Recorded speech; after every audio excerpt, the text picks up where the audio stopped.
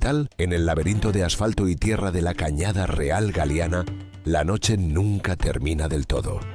Aquí, en el corazón del mayor asentamiento ilegal de Europa, se libra una guerra de décadas. Y hoy, las fuerzas del orden se preparan para asestar lo que creen que será el golpe de gracia. Es la Operación Kaiser. Más de un centenar de agentes de la Policía Nacional, incluyendo unidades de intervención especial, se movilizan para un solo objetivo: un búnker. Pero no es una construcción cualquiera. Es una fortaleza moderna, el centro neurálgico de un imperio de la droga, defendido por 7 puertas acorazadas. El objetivo tiene nombre: Ricardo H., alias El Bola. A sus 38 años, es el líder de la tercera generación de una dinastía criminal que ha dominado el narcotráfico en Madrid durante décadas: el Clan de los Gordos. A diferencia de sus antecesores, El Bola ha aprendido las lecciones del pasado. No vive en el fango de su negocio, reside en un chalet de lujo en Rivas Vacia, Madrid, a una distancia prudencial, gestionando su empresa con la frialdad de un ejecutivo. Su captura, el desmantelamiento de su fortaleza, se presenta ante la opinión pública como el final definitivo de una saga. El cierre de un capítulo oscuro en la historia criminal de España. Pero, ¿es realmente un final? ¿O es simplemente el último acto de una obra que está condenada a repetirse? Esta no es la crónica de la caída de un clan. Es la investigación de un ciclo. Una historia que nos obliga a preguntar: ¿cómo una familia, los Hernández Motos, pudo construir y mantener un feudo criminal a las puertas de una de las capitales más importantes de Europa? ¿Y por qué, cada vez que se corta una de sus cabezas, otra, más joven y más sofisticada, crece en su lugar?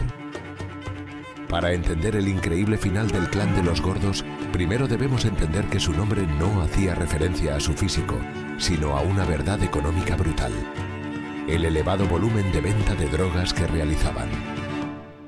Eran una industria, y para desentrañar su historia, debemos viajar a su origen, al lugar que fue a la vez su cuna y su castillo, un reino olvidado por el Estado, un territorio sin ley que se convirtió en el ecosistema perfecto para el crimen: la Cañada Real.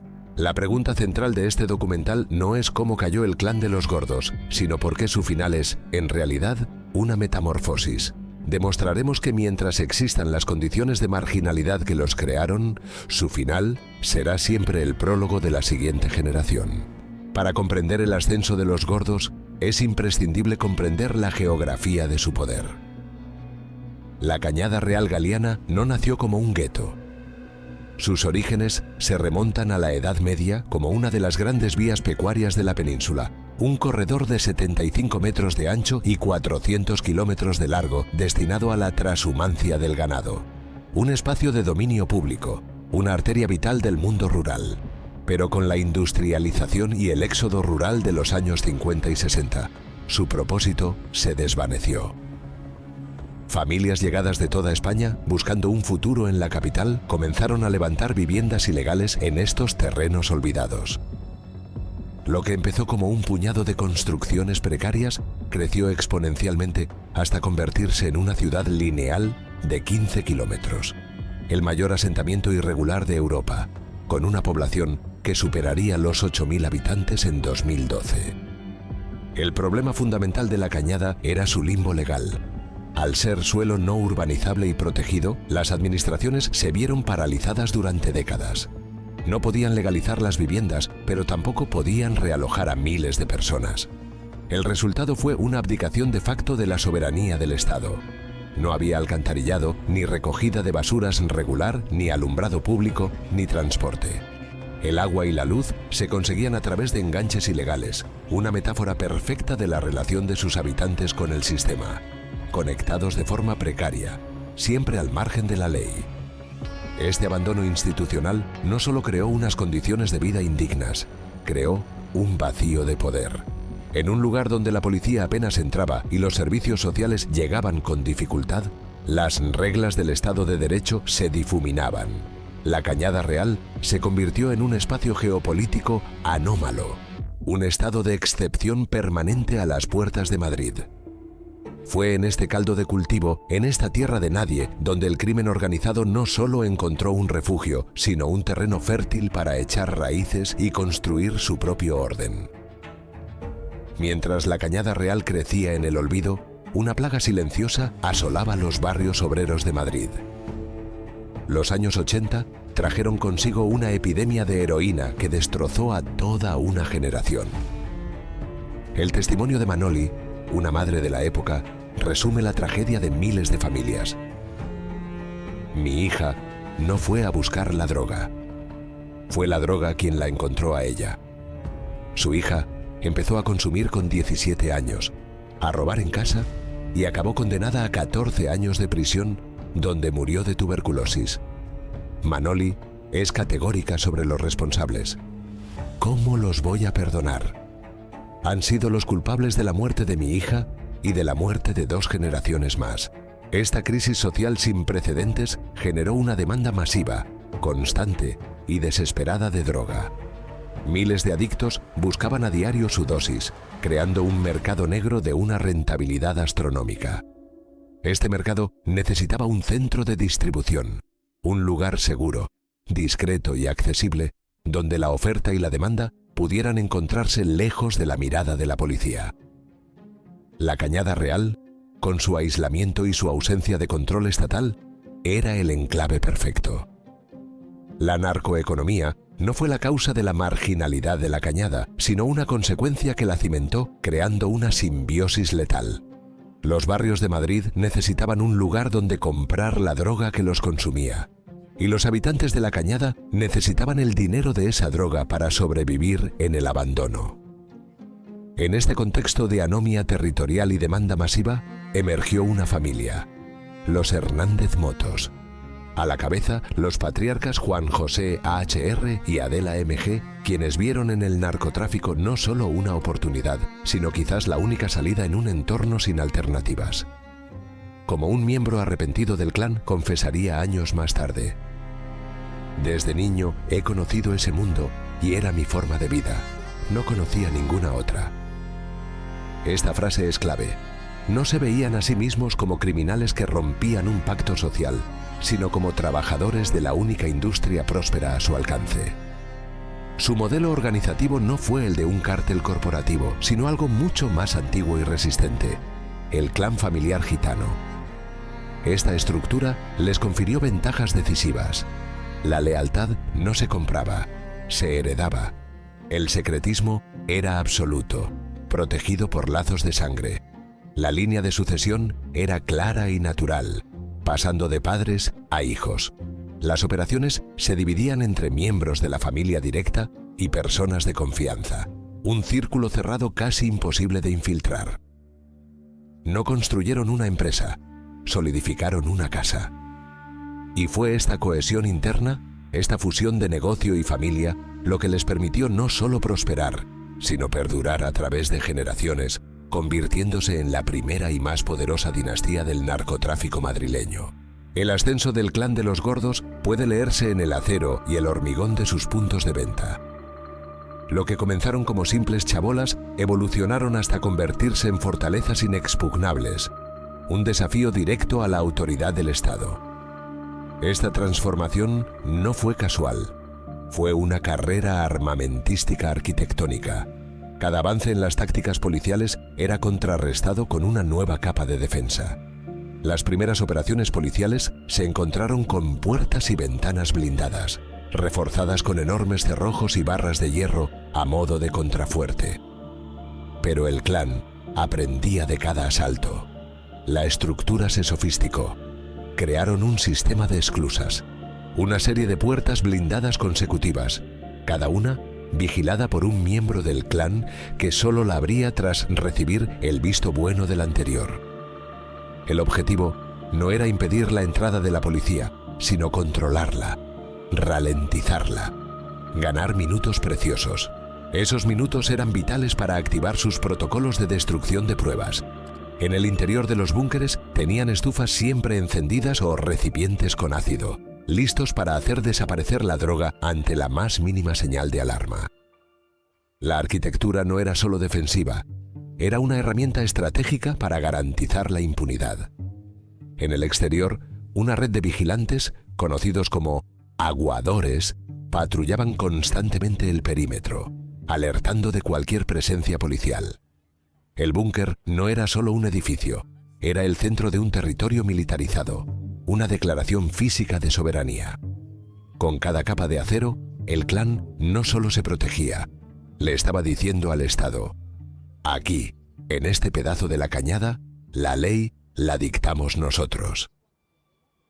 La evolución final de esta arquitectura llegaría con la tercera generación y sus búnkeres de hasta 7 puertas acorazadas, la culminación de décadas de aprendizaje en el arte de la guerra contra la policía. La verdadera genialidad criminal de los gordos no residía en la violencia, sino en la innovación de su modelo de negocio. Transformaron el caótico menudeo de droga en una operación logística de alta eficiencia, creando lo que las propias fuerzas de seguridad y la prensa bautizaron como el auténtico supermercado de la droga. Su principal ventaja competitiva era la fiabilidad. El punto de venta estaba abierto las 24 horas del día, los 7 días de la semana. Los clientes sabían que a cualquier hora encontrarían lo que buscaban. Esto generó una lealtad de mercado que asfixió a la competencia. Racionalizaron la venta al por menor, centralizándola en su fortaleza. La organización interna imitaba la de una empresa legal. Tenían turnos de trabajo establecidos para sus empleados, días de libranza y una jerarquía clara.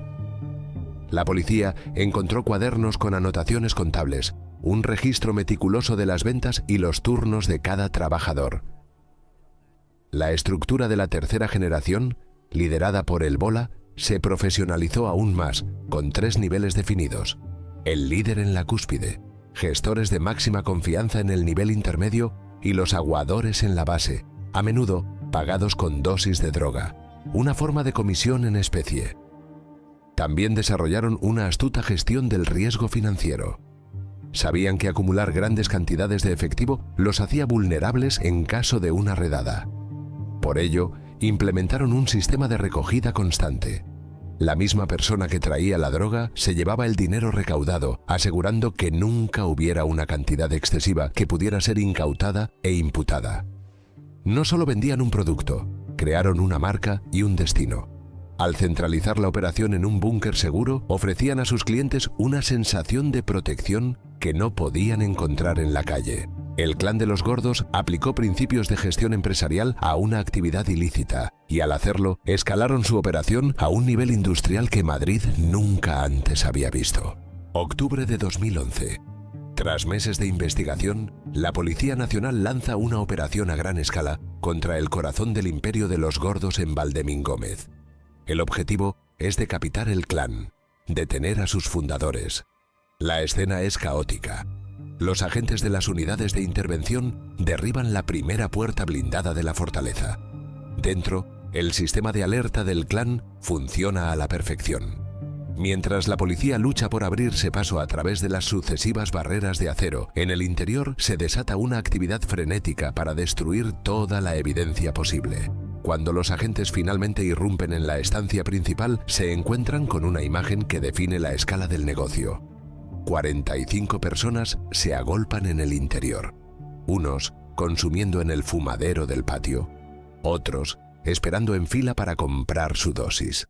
A pesar de la velocidad del asalto, gran parte de la droga ya ha sido arrojada a las estufas encendidas, convirtiéndose en humo y cenizas. La operación es, no obstante, un éxito rotundo. Son detenidas 20 personas, entre ellas los patriarcas, Juan José H.R. y Adela M.G. El supermercado de la droga ha sido clausurado. Para la policía y la delegada del gobierno es un golpe decisivo contra el narcotráfico en la Cañada Real. Sin embargo, lo que parecía un golpe mortal pronto se revelaría como una simple poda. La estructura familiar del clan, sus lazos de sangre y el conocimiento del negocio permanecían intactos, listos para ser reactivados. Al detener a la vieja guardia, la policía, sin saberlo, había acelerado la llegada al trono de la siguiente generación. El juicio celebrado en 2013 no fue solo un proceso legal, fue un choque de civilizaciones. En el banquillo se sentaron 21 miembros del clan, enfrentándose a penas de hasta 22 años de cárcel. Por primera vez en la historia, una organización de este tipo era acusada en España del delito de crimen organizado, un hito judicial que reconocía la sofisticación de su estructura. La actitud del clan durante el juicio reveló su profunda desconexión con el sistema al que se enfrentaban. La defensa del patriarca Juan José fue un acto de teatro del absurdo. Cuando se le preguntó por el origen del dinero y las joyas incautadas, declaró con total seriedad que le había tocado la lotería en el año 2003. Esta defensa no era una coartada creíble, era una farsa, un gesto de desprecio hacia el tribunal que simbolizaba la creencia del clan en su propia ley, en un universo moral paralelo donde no tenían que rendir cuentas a nadie. Su abogado incluso intentó redefinir su actividad, argumentando que no eran una banda criminal, sino simplemente un clan familiar. El tribunal no se dejó impresionar. En noviembre de 2013 llegaron las sentencias. Fueron condenados 20 miembros del clan. Los patriarcas, Juan José y Adela, recibieron 19 años y un mes de prisión cada uno. Su hijo y heredero designado, H.M., que había tomado el control de la organización tras la detención de sus padres, fue condenado a 10 años y 6 meses. La justicia había hablado. Pero en la Cañada Real, el negocio no se detuvo. El trono no había quedado vacío, simplemente había cambiado de ocupante. La caída de los patriarcas demostró la increíble resiliencia del modelo de clan. El poder en la Cañada Real no se disipa, se transfiere. Fue una sucesión dinástica en toda regla. La primera generación, la de los fundadores Juan José y Adela, estableció el imperio desde los años 90. Crearon el innovador modelo de supermercado 24/7 y comenzaron la fortificación de sus puntos de venta hasta su caída en la operación de octubre de 2011. El vacío dejado fue llenado casi instantáneamente por el propio hermano de Juan José, Francisco Hernández, alias Kiko, quien fundó su propia rama, los Kikos. Herederos del mismo know-how criminal, continuaron el negocio desde 2011 hasta 2020, perfeccionando la seguridad de los búnkeres hasta que fueron desarticulados en la Operación Maíz. Pero la dinastía no terminó ahí. Una tercera generación ya estaba preparada. Ricardo H., el Bola, familiar de los fundadores, tomó el relevo alrededor de 2020. Aprendió de las caídas anteriores, creando una estructura empresarial de 3 niveles y gestionando el negocio de forma remota, desde fuera de la cañada. Su innovación fue el búnker de 7 puertas acorazadas, la máxima expresión de la guerra del clan contra la policía. Pero incluso él cayó en la Operación Kaiser de 2025. Se hizo evidente que las fuerzas de seguridad no se enfrentaban a una única organización, sino a un sistema dinástico, a un oligopolio del crimen controlado por un puñado de familias que se alternaban en el poder. Cada golpe policial exitoso no destruía el sistema, simplemente provocaba una reorganización del poder dentro de la misma élite familiar. La lucha contra el narco en la Cañada Real se había convertido en un juego interminable del gato y el ratón. Un ciclo de detenciones y sucesiones que parecía no tener fin. La historia nos lleva de vuelta al principio, a la Operación Kaiser y a la caída de Ricardo H., el Bola. Él representa la culminación de la evolución del clan. Es la tercera generación, más astuta, más empresarial y más consciente de los errores de sus antepasados. El Bola profesionalizó la estructura del clan, estableciendo una jerarquía de 3 niveles que lo aislaba en la cima. Aprendió de la caída de sus tíos, que fueron detenidos en su lugar de trabajo. Por eso, él dirigía su imperio desde la seguridad de un chalet en Rivas, lejos del epicentro del riesgo. Intentó adoptar el modelo de un CEO del crimen, un gestor que delega las operaciones de alto riesgo en sus lugartenientes de máxima confianza. Su búnker, con sus 7 puertas acorazadas, era el testamento de décadas de conocimiento acumulado en la guerra contra la policía. Pero ni la distancia ni el acero pudieron protegerlo. La investigación policial logró trazar el hilo que lo conectaba con su imperio y, finalmente, lo alcanzó. Su caída demuestra una verdad fundamental. En un negocio basado en el control físico de un territorio y en lazos de parentesco, es imposible desvincularse por completo. La mayor fortaleza del clan, su arraigo profundo en la Cañada Real, fue también su debilidad final. El Bola intentó trascender el modelo de clan territorial, pero la naturaleza de su poder, heredado y geográficamente anclado, lo mantuvo atado a su origen y lo hizo, en última instancia, vulnerable. Con el Bola, en prisión, la pregunta resuena con más fuerza que nunca. ¿Qué ha cambiado realmente? Tras décadas de espectaculares operaciones policiales, tras la caída de 3 generaciones de un mismo clan, la Cañada Real sigue siendo un territorio marcado por la exclusión.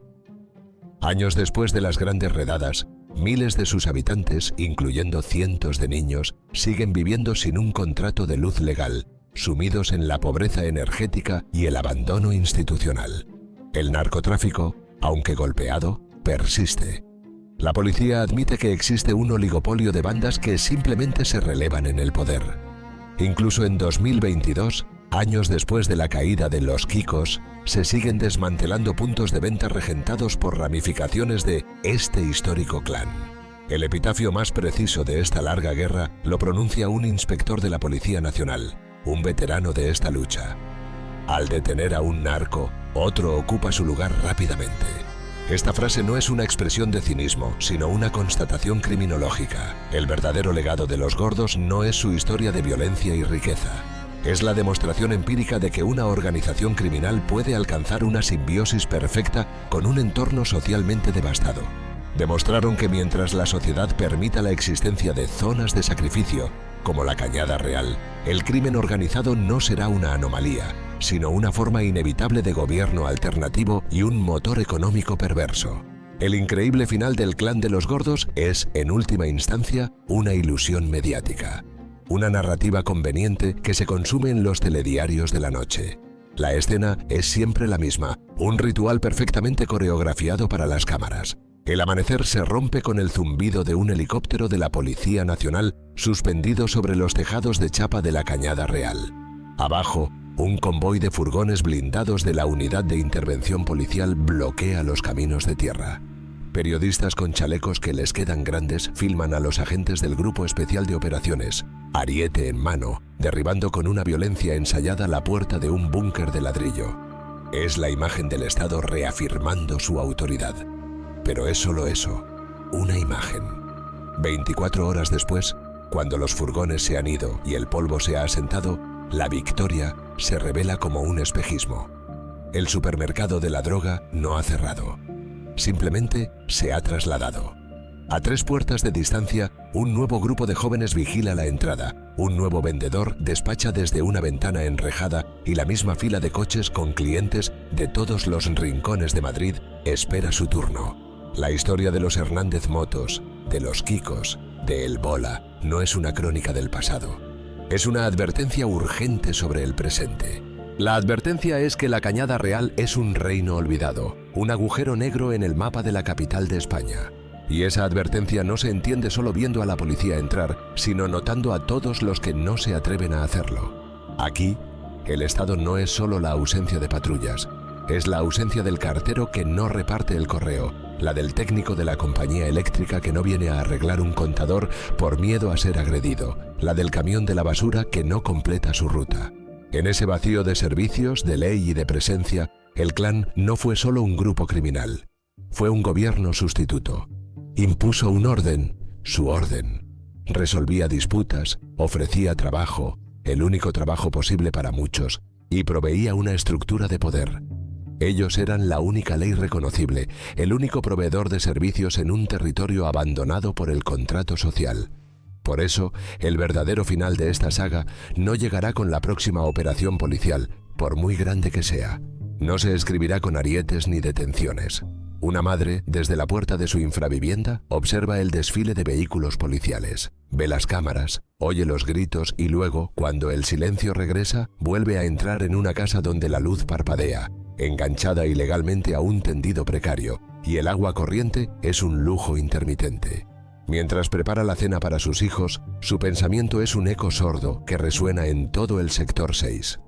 ¿De qué sirve que se lleven a uno si mis hijos ven esto cada día? Crecen sabiendo que el camino de la escuela es un laberinto de barro y el único coche de lujo que ven aparcado en la puerta es el del narco. ¿Qué futuro les estoy ofreciendo? ¿El de la miseria honrada o el de la prosperidad criminal?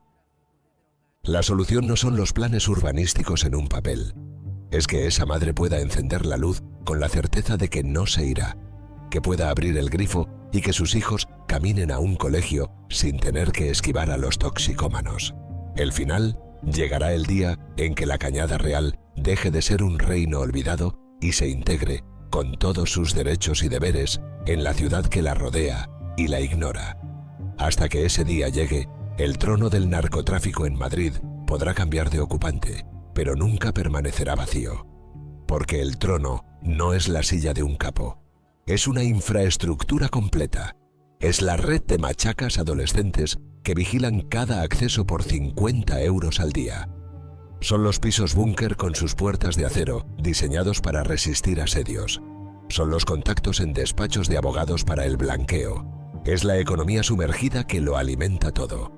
La operación policial detiene a la familia real, pero deja el castillo intacto.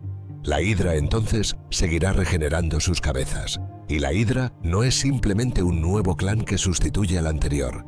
La Hidra es el propio ecosistema. La Cañada, como entidad aislada y disfuncional, es un cuerpo biológicamente diseñado para generar estos monstruos. Cada cabeza que se corta es una distracción, porque el problema no es la cabeza. Es el cuerpo de la exclusión y la marginalidad, un cuerpo fértil del que no dejan ni dejarán de brotar.